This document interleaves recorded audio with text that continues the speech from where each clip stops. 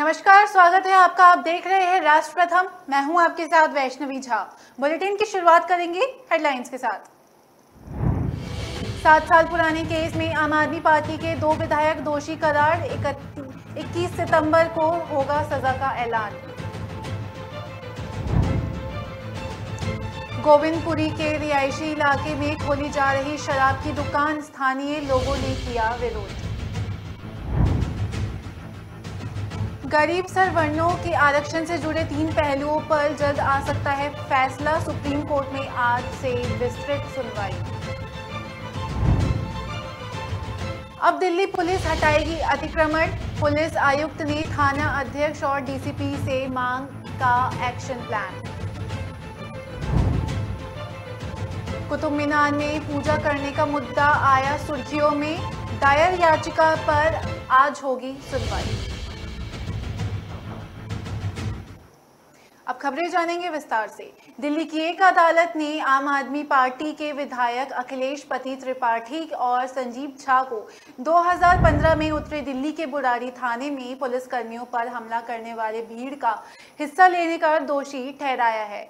अतिरिक्त मुख्य metropolitan magistrate वैभव मेहता ने दंगा करने और पुलिस थाने में पुलिसकर्मियों को नुकसान पहुंचाने के मामले में 15 अन्य लोगों को भी दोषी ठहराया है। विधायकों के अलावा अदालत ने बलराम झा, श्याम गोपाल गुप्ता, किशोर कुमार, ललित मिश्रा, जगदीश चंद्र जोशी, नरेंद्र सिंह रावत, नीरज पाठक, राजू मलिक, अशोक कुमार, रवि प्रकाश झा, इस्माइल इस्लाम, मनोज कुमार, विजय प्रताप सिंह, हीरा देवी और यशवंत को भी दोषी ठहराया। उन्हें भांडवी की धारा 146, 186 और 332 उनके कर्तव्य से रोकने के लिए चोट और धारा 149 के तहत अपराधों का दोषी पाया गया। अदालत 21 सितंबर को सजा के संबंध में सुनवाई करेगी, जहां उन्हें अधिकतम 3 साल की जेल हो सकती है। न्यायाधीश ने 7 सितंबर को पारित 149 पन्नों के आदेश में कहा, इस अदालत पर विचार है कि अभियोजन पक्ष संदेह से मेरे परे साबित करने में सक्षम है कि आरोपी व्यक्ति संजीव झा और अखिलेश पति त्रिपाठी गैर कानूनी सभा का हिस्सा थे और भीड़ का भी हिस्सा थे तथा उन्होंने नारेबाजी भी की थी, भीड़ को उकसाया था और उन्हें हिंसक होने के लिए प्रोत्साहित भी किया था, जिसके परिणाम स्वरूप भीड़ ने पथराव किया, जिससे कुछ पुलिस अधिकारियों को चोटें भी आई। दक्षिणी दिल्ली के गोविंदपुरी इलाके में गली नंबर 6 के बाहर खोली जा रही दुकानों के खिलाफ स्थानीय लोगों और आरडब्ल्यूए द्वारा विरोध प्रदर्शन किया गया। स्थानीय लोगों का कहना है कि ये एक रिहायशी इलाका है, जहां एक अलग अलग फ्लोर पर लगे अपने बड़े बुजुर्गों के साथ रहते हैं। लोगों ने कहा कि अगर इलाके में मंदिर, स्कूल, ऐसे में अब इलाके में शराब की दुकान भी खोल दी जाए, जिससे कि इलाके का माहौल खराब हो जाए। गली नंबर 6 और 7 के बीच दिल्ली सरकार द्वारा एक शराब की खोली जा रही है दुकान, जिसके खिलाफ स्थानीय लोग विरोध जता रहे हैं। जिस बिल्डिंग ग्राउंड फ्लोर पर यह दुकान खोली जा रही है, उसी बिल्डिंग के फर्स्ट फ्लोर पर रहने वाले अमेरिकन ने बताया कि वह इस बिल्डिंग के फर्स्ट फ्लोर पर अपने परिवार के साथ रहता है। उनके परिवार में उनका बेटा और माता पिता भी साथ रहते हैं। उनके बिल्डिंग के ठीक नीचे अब दिल्ली सरकार शराब की दुकान खोल रही है, जिससे इलाके का माहौल खराब होगा। उन्होंने आगे कहा कि आए दिन नशा करने, दारू पीने वाले लोग घर के नीचे इकट्ठा हुआ करेंगे, जिससे कि अपराध बढ़ने के चांसेस हैं।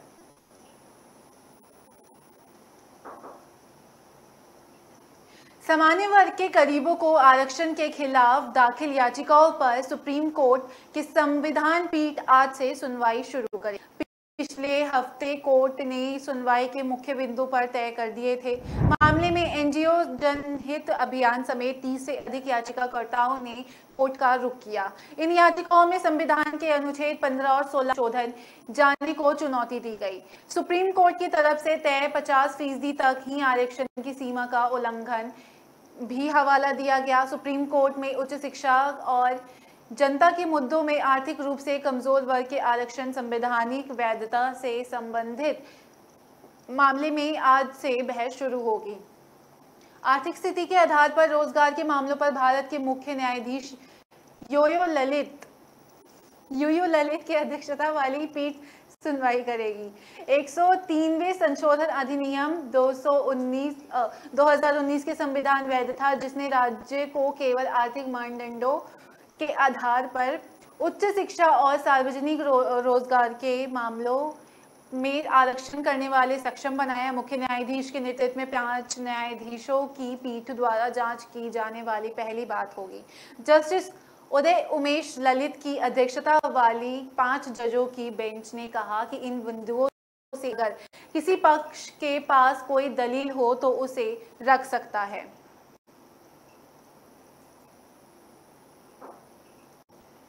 राजधानी दिल्ली में दिल्ली नगर निगम और डीडीए के अतिक्रमण हटाते हुए देखा और सुना होगा, मगर अब दिल्ली पुलिस भी दिल्ली से अतिक्रमण हटाएगी। दिल्ली पुलिस आयुक्त संजय अरोड़ा ने सभी जिले डीसीपी और थाना अध्यक्षों के फुटपाथ और सड़क से अतिक्रमण हटाने एक्शन प्लान मांगा है। पुलिस आयुक्त ने 3 महीनों में अतिक्रमण को हटाने का आदेश दिए गए।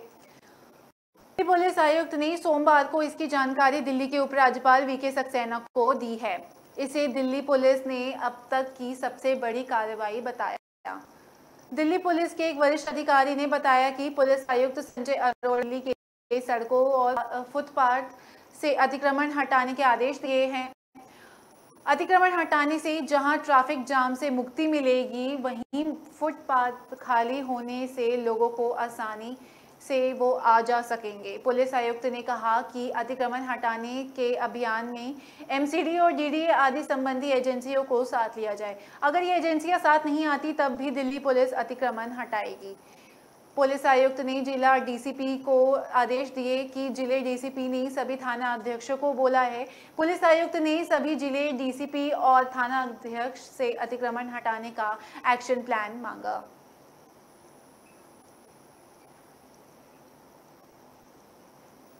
कुतुब मीनार परिसर में रखी मूर्तियों की पूजा करने की मांग को लेकर दायर याचिका पर मंगलवार को सुनवाई हुई।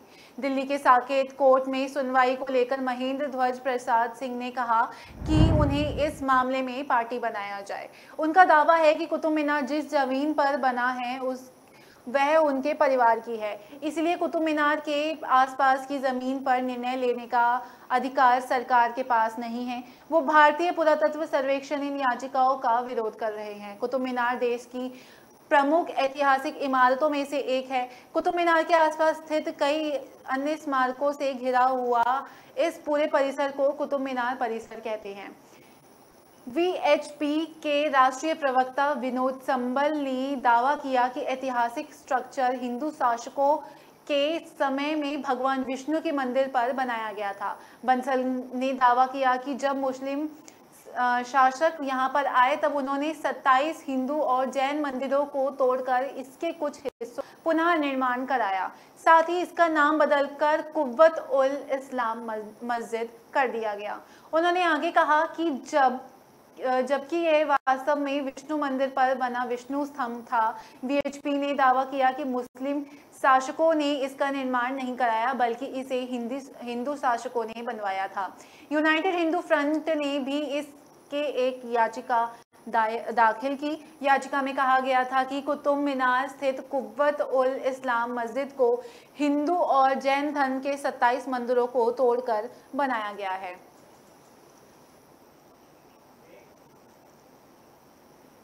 रुकेंगे एक छोटे से ब्रेक के लिए, आप बने रहिए राष्ट्र प्रथम के साथ।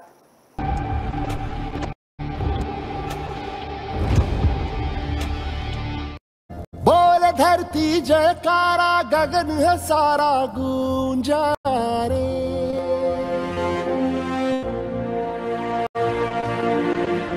जग में लहरा ध्वज है हमारा ऊंचा रे।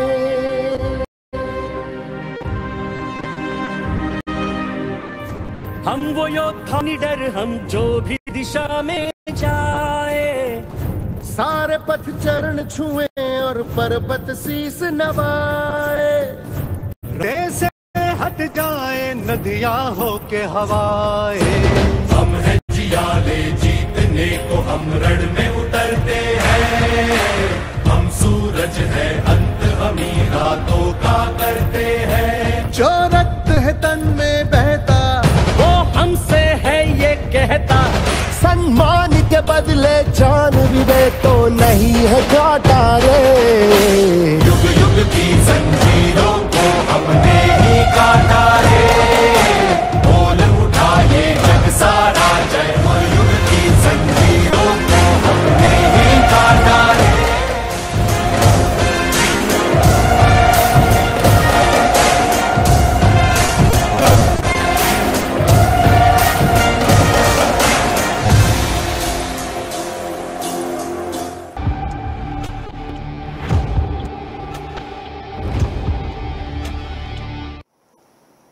ब्रेक के बाद स्वागत है आपका। रुक करेंगे अगली खबर का।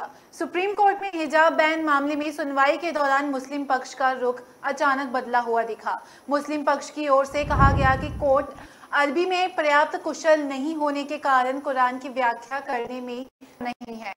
तर्क दिया कि कुरान की व्याख्या करके इस्लाम के लिए हिजाब की अनिवार्यता का निर्धारण करने की बजाय आपको हिजाब को एक व्यक्तिगत महिला के अधिकार के रूप में देखना चाहिए। महिला अपनी गोपनीयता, गरिमा और पहचान की रक्षा के लिए इसे चुन सके।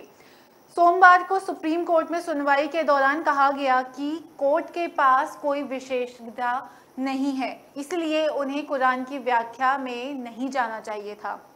मुस्लिम पक्ष की ओर से ये नई दलीलें पेश की गई। इससे पहले ये तर्क दिया गया था कि हिजाब इस्लाम के लिए आवश्यक है। याचिकाकर्ता ने तर्क दिया था कि इस्लाम के 5 मूल सिद्धांतों नमाज, हज, रोज़ा, ज़कात और ईमान का पालन अनिवार्य नहीं है।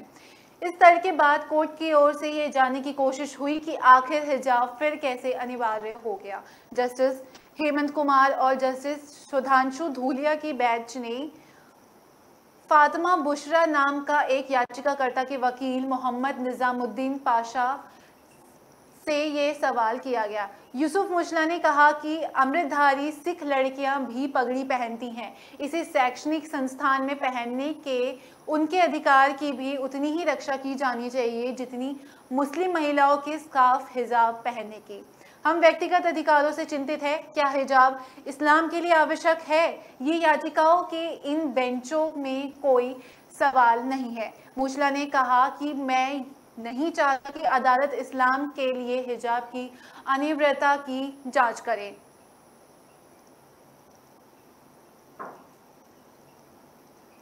कर्तव्य पथ पर परिवार के साथ घूमने वाले लोगों के लिए विशेष चेतावनी सामने आई। अगर किसी को कर्तव्य पथ पर गंदगी फैलाते हुए या फिर उसके खिलाफ एनटीएमसी एक्शन लेगी। इसके अलावा एनफोर्समेंट विभाग के अफसरों ने सेंट्रल विस्टा और कर्तव्य पथ के आसपास अवैध रूप से खड़े रेहड़ी पटरी, खोखे और प्रचार सामग्री जब्त किए हैं। कर्तव्य पथ पर आइसक्रीम और पानी की ट्रॉली वाले को नई सिरे से लाइसेंस दिया जाएगा। एनटीएमसी अफसरों के अनुसार शनिवार से लेकर सोमवार तक करीब 17 लोगों का चालान कर्तव्य पथ पर गंदगी फैलाने को लेकर किया गया। 50 रुपए से 2000 रुपए तक चालान किया गया। एनडीएमसी ने लोगों से अपील की है कि वे कर्तव्य पथ पर गंदगी ना फैलाएं। जिन लोगों का चालान किया गया है उनमें किसी की थूकने के लिए तो किसी को खाना खाकर गंदगी फैलाने के लिए किया गया है। एनडीएमसी उपाध्यक्ष सतीश ने के अनुसार कर्तव्य पथ पर आइसक्रीम और वाटर ट्रॉली के लिए 6 वेंडिंग जोन बनाए गए हैं। प्रत्येक वेंडिंग जोन में 15 आइसक्रीम और 5 वाटर ट्रॉली लगाई जाएंगी। इस तरह से 6 वेंडिंग जोन में कुल 120 वाटर और आइसक्रीम ट्रॉली के लिए लाइसेंस दिया जाएगा। उनका कहना है कि लाइसेंस देने की प्रक्रिया भी एनटीएमसी के तहत शुरू कर दी जाएगी। इंडिया गेट और कर्तव्य पथ के आसपास अगर किसी ने पोस्टर बैनर लगाया तो उसके खिलाफ भी कार्रवाई की जाए। इस कार्रवाई के लिए एनफोर्समेंट डिपार्टमेंट के कर्मचारियों के साथ 50 सिक्योरिटी ऑफिशियल की ड्यूटी लगाई गई है।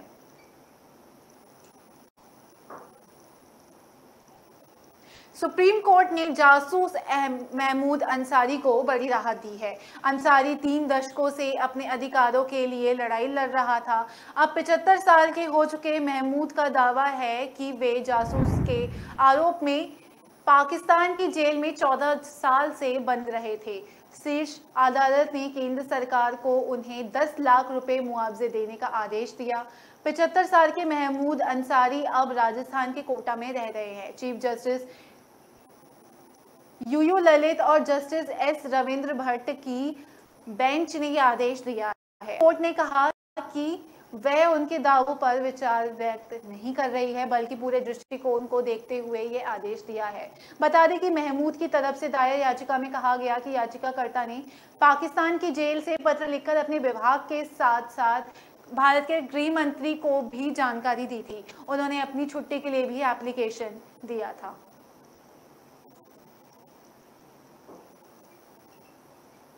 डेंगू के मामले हर हफ्ते करीब दुगनी छलांग लगा रहे हैं। एमसीडी की ओर से सोमवार को जारी हुई मच्छर जनित बीमारियों से संबंधित रिपोर्ट के मुताबिक कुल मामले बढ़कर 295 तक पहुंच गए हैं। पिछले 3 हफ्तों तक गौर करें तो 21 से 27 अगस्त के बीच 26, 28 अगस्त तक 3 और सितंबर के बीच 39 और 4 से 10 सितंबर के बीच 91 डेंगू के नए मामले दर्ज किए गए हैं।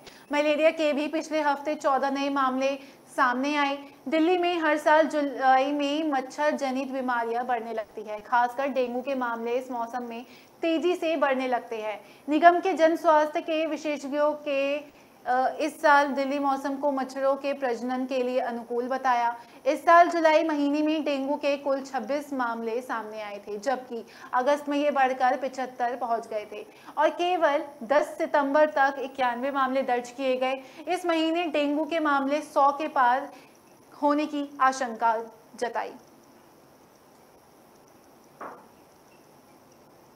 दिल्ली में मंकी पॉक्स का 7वां मरीज पॉजिटिव सामने आया। लक्षण पाए जाने के बाद शुक्रवार को एक युवक को अस्पताल में भर्ती किया गया था।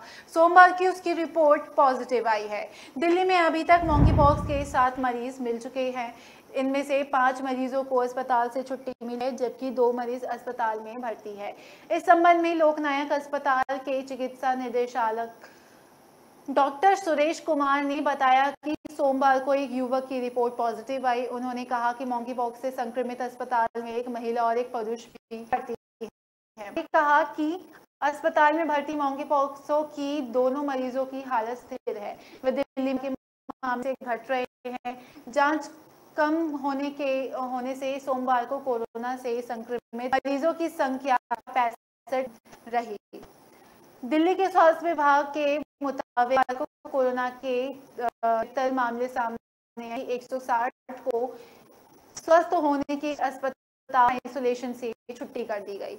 वहीं एक मरीज ने कोरोना के कारण दम तोड़ दिया। 134 का किया गया, जिसमें 1.83% संक्रमित पाए गए। रुकेंगे एक छोटे से ब्रेक के लिए। आप बने रहिए राष्ट्रप्रथम के साथ।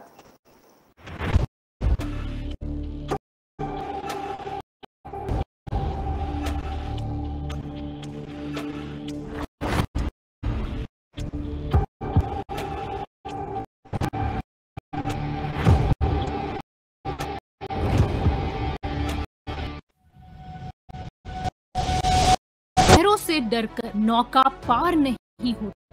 कोशिश करने वालों की कभी हार नहीं होती। नन्ही चींटी जब दाना लेती है, दीवारों पर 100 बार फिसलती है। मन का विश्वास रगों में साहस भरता है। चढ़कर गिरना, गिरकर चढ़ना न अखरता है। आखिर उसकी मेहनत बेकार नहीं होती। कोशिश करने वालों की कभी हार नहीं होती। डुबकी या सिंधु में गोताखोर लगाता, जा जाकर खाली हाथ लौट कर आता। मिलते नहीं सहज ही मोती गहरे पानी में, बढ़ता 2 गुना उत्साह इसी हैरानी में। मुट्ठी उसकी खाली हर बार नहीं होती। कोशिश करने वालों की कभी हार नहीं होती। असफलता एक चुनौती है, इसे स्वीकार करो। क्या कमी रह गई देखो और सुधार करो। जब तक न सफल हो नींद चैन को त्यागो तो, संघर्ष का मैदान छोड़कर मत भागो तो। कुछ किए बिना ही जय जयकार नहीं होती, कोशिश करने वालों की कभी हार नहीं होती। कुछ नया करो।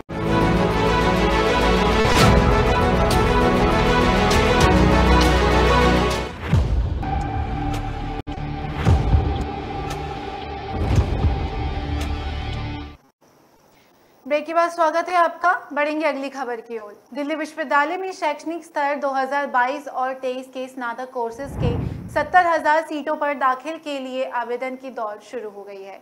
डीयू कुलपति प्रोफेसर योगेश सिंह ने सोमवार को दाखिला portal common seat allocation system को लॉन्च किया। देश भर में ऐसे छात्र जिन्होंने कॉमन यूनिवर्सिटी एंट्रेंस टेस्ट की परीक्षा दी है, वो अब इस पोर्टल के माध्यम से डीयू में दाखिले के लिए आवेदन कर सकते हैं। दाखिले के लिए आवेदन प्रक्रिया 3 अक्टूबर तक चलेगी।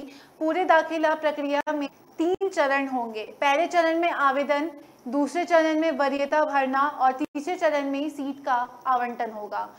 SCA, ST और PWBD वर्ग के आवेदकों को आवेदन शुल्क के रूप में 100 रुपये और अनारक्षित OBC वर्ग को आवेदन शुल्क के रूप में 250 रुपये का भुगतान करना होगा। इस वर्ष कट ऑफ की जगह SUT स्कोर के आधार पर तैयार की गई केंद्रीयकृत मेरिट में दाखिला किए जाएंगे। दिल्ली NCR में सोमवार देर रात जोरदार बारिश हुई। लोगों को उमस भरी गर्मी से राहत मिली। मौसम विभाग ने पहले से ही इस पूरे सप्ताह हल्की बारिश और तेज हवा चलने की संभावना जताई थी। इस कारण 17 और 18 सितंबर तक तापमान 7 डिग्री तक लुढ़क जाएगा। तापमान में कमी का सिलसिला बुधवार से शुरू हो जाएगा। मौसम विभाग ने बुधवार को मध्यम स्तर की बारिश होने की संभावना जताई। मौसम विभाग के अनुसार सोमवार को तेज धूप निकलेगी। इसी कारण से अधिकतम तापमान सामान्य से 4 डिग्री अधिक 37.3 डिग्री सेल्सियस और न्यूनतम तापमान सामान्य से 2 डिग्री अधिक 27.4 डिग्री सेल्सियस दर्ज किया गया। रविवार को अधिकतम तापमान 37.1 डिग्री सेल्सियस रहा। सोमवार पूर्वा हवा भी चली, लेकिन ज्यादा असर देखने को नहीं मिला। उमस ने काफी परेशान किया। मौसम विभाग के अनुसार सोमवार तेज धूप निकली। इस कारण अधिकतम तापमान सामान्य से 4 डिग्री अधिक 37.3 डिग्री सेल्सियस और न्यूनतम तापमान सामान्य से 2 डिग्री अधिक 27.4 डिग्री सेल्सियस दर्ज किया गया। रविवार को अधिकतम तापमान 37.1 डिग्री सेल्सियस रहा था। सोमवार पूर्वा हवा भी चली, लेकिन ज्यादा असर देखने को नहीं मिला।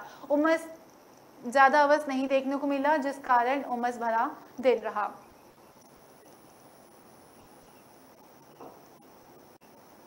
JNU के अध्यापकों ने PG कोर्सेज के लिए विकल्पीय प्रश्न के लिए विचार पर आपत्ति जताई। रिपोर्ट्स के अनुसार जवाहरलाल नेहरू विश्वविद्यालय शिक्षक संघ ने सोमवार को प्रेस कॉन्फ्रेंस कर विश्वविद्यालय के प्रवेश प्रक्रिया पर यूनिवर्सिटी एंट्रेंस टेस्ट के प्रतिकूल प्रभावों पर प्रकाश डाला। प्रत्येक सेमेस्टर को 18 सप्ताह से घटाकर 6 करने की संभावना के खतरे के अलावा प्रोफेसर ने कहा कि पोस्ट ग्रेजुएट और शोध स्तरों पर प्रवेश केवल विज्ञान और सामाजिक विज्ञान दोनों के लिए बहुविकल्पीय प्रश्न पैटर्न पर आधारित नहीं हो सकते। स्कूल ऑफ सोशल साइंस के प्रोफेसर सुजाता ने कहा कि सामाजिक विज्ञान में MCQs केवल किताबों और लेखकों के नाम और घटनाओं की तारीख पर आधारित होते हैं, ना कि वैचारिक समझ पर। उन्होंने कहा कि MCQs में अत्यधिक व्यक्तिपरक, दूरी आधारित और हास्यप्रद प्रश्न और उत्तर विकल्प भी शामिल होने चाहिए।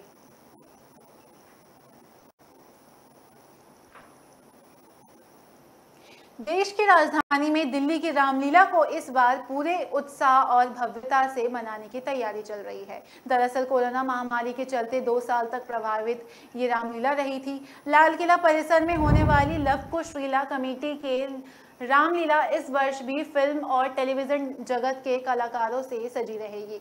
इस बार रावण का वध सुपरहिट फिल्म बाहुबली की प्रसिद्ध अभिनेता प्रभास के तीरों से होगा। माना जा रहा है कि रामलीला में पहली बार साउथ की धमक एंटरटेनमेंट मीडिया पर बॉलीवुड फिल्मों के बहिष्कारों और साउथ की फिल्मों को पसंद करने और ट्रेंड के बीच में दर्शकों के लिए यादगार रहेगी। बता दें कि लीला टीवी और फिल्म कलाकारों की ओर से मंचन के लिए पहले ही मशहूर है। इस बार यहाँ टीवी सीरियल राम के किरदार में निभा चुके अभिनेता राघव तिवारी, इसी सीरियल में किरदार निभा चुकी सीता के रोल में देवलीना चटर्जी और जय हनुमान सीरियल में रोल निभा चुके हनुमान बने निर्भय वधवा हनुमान जी की भूमिका निभाएंगे। इस तरह टीवी कलाकार अरुण मंडोला लक्ष्मण, अखिलेंद्र मिश्र रावण और अभिनेत्री अमृता नांगिया मंदोदरी का किरदार निभाएंगी। दिल्ली के सांसद मनोज तिवारी केवट और अभिनेता असरानी नारद की भूमिका में रहेंगे। इस रामलीला की तैयारी के लिए हो रहे मंच की ऊंचाई भी खास होगी। अयोध्या में बन रहे भव्य राम की तैयारी मंदिर की प्रतिकृति में तैयार हो रही। इस रामलीला के मंच के संबंध में दावा किया जा रहा है कि वो सबसे ऊंचा रामलीला का मंच होगा। इसकी ऊंचाई 100 फीट होगी। पहली बार 3 मंजिला मंच तैयार होगा।